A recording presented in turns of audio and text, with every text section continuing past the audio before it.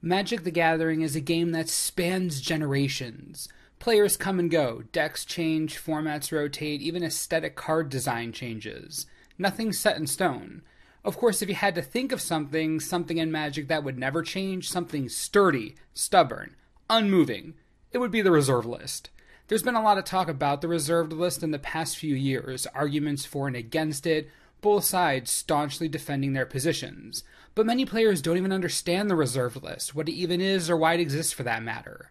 In this video, I'm going to tell you everything you need to know about the reserve list. One note, I will not be taking a side on whether or not it should be abolished. This video only exists to explain what the list is, give some context so you can be part of the informed conversation, and dispel a few untrue rumors about the list itself. If you enjoyed the video, be sure to hit that like button, helps out a lot. So what is the reserved list? Pretty obvious, we should start there. The reserved list is an actual list of cards that Wizards of the Coast promises to never reprint in order to maintain their individual value and subsequently collectors' and dealers' investments. Now, I couldn't imagine seeing something like this enacted now, but when it was created, circumstances were a bit different. Let me explain. Chronicles was a Magic the Gathering set released in July of 1995. The set was made up of Arabian Nights, Antiquities, Legends, and the Dark. The cards were all white bordered, but included their original set symbols. Chronicles was created as a way to increase supply of tournament-worthy cards, effectively making it easier for players to acquire the cards and then enter tournaments. You see, the early Magic sets weren't all that widely available, so Chronicles was a way for newer players, at the time at least, to sort of catch up to the players who already had out-of-print cards. Imagine Wizards of the Coast printing Modern Masters again, except it was $4 a pack and had nearly every single good card printed in the last 5 years. That's basically what Chronicles was. Sounds great, right? Wrong. Chronicles was a nightmare. Coming off the back of 4th edition, which had just reprinted many high-powered cards, Chronicles nuked the value of a plethora of staples in Magic, effectively destroying any monetary worth a player's collection had. Needless to say, fans were outraged. The reaction was aggressive and widespread, bringing Magic's future as a game into question. Not only were players upset, but store owners stocking these high-profile singles were also hurt by the massive reprints. By this time, Magic was a lot bigger than when it started a few years prior, but it certainly wasn't too big for failure. In what would come to be described as a panic move, Wizards of the Coast created the reserved list as a way to calm collectors down, promising not to reprint certain high-value or high-power cards again. The original reserved list included everything from Alpha and Beta that wasn't already reprinted in the latest core set. Everything from Arabian Nights, Antiquities, the Dark, and Legends that hadn't been reprinted in a core set or Chronicles. The list also came with promises about future sets being added to the reserved list. And sure enough, Tempest, Stronghold, Exodus, and the Urza block, all added. Adding cards to the reserved list only existed until 2002. It was at this time that Wizards decided Mercadian Masks and Forward didn't need to be considered for the list, revising the quote-unquote promise to say that no future cards would be put on the list. But here's the interesting part.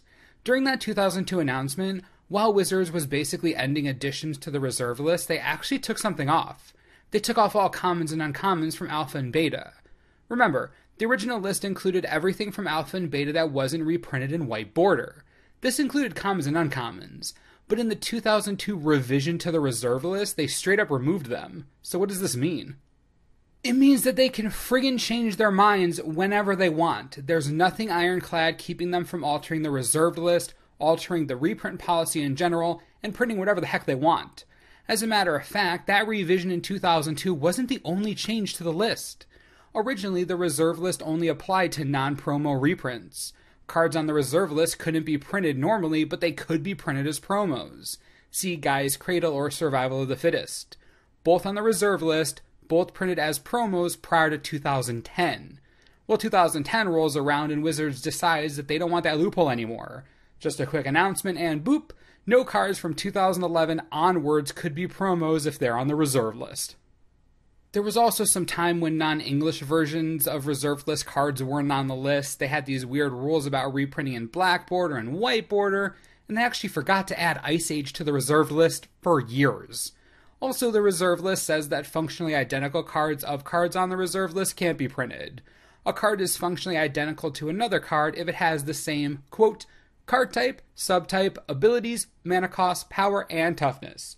Just another little factoid. So why am I telling you all this? Because there's a lot of misinformation running around, so let me be clear. There is nothing stopping Wizards of the Coast from altering their policy if they want to. I support intellectual discussion, and I think this debate is an interesting one to have, whether the list is good or not. But when you have this discussion, I want you to be educated. So again, there's nothing stopping them from altering the reserved list. They can do it if they want to. They've done it multiple times in the past. They've added provisions. They've taken cards off the list. Nothing is actually off limits here. So when you're discussing this issue, keep that in mind. Now, I went back and found the article from 2002 that talks about the edited reserved list, and Wizards is not shy about why it exists.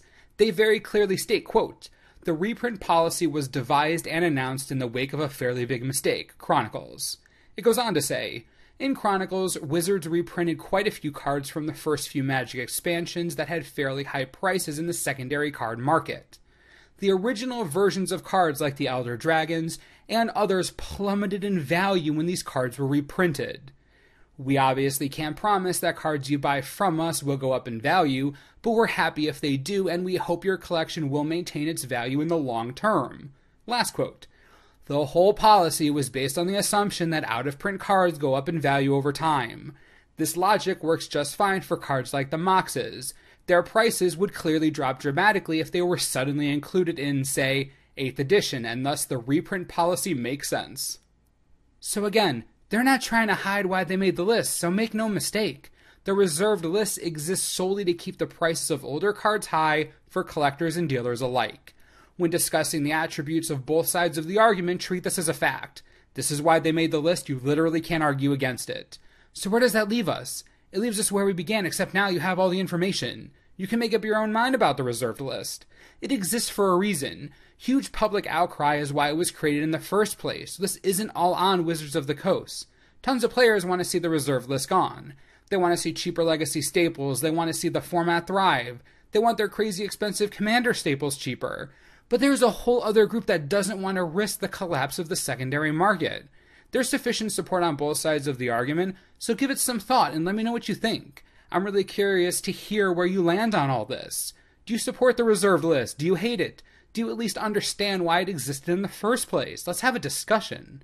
Of course, as always, thanks for watching, and we'll see you next time.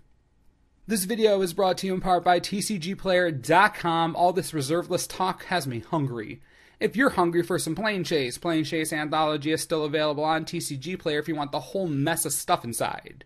You can get your sweet box of goodness shipped right to your door for $115. Seems like a pretty good deal to me.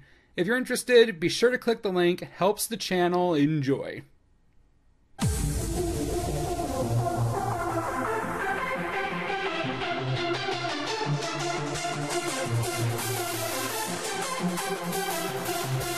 Wow.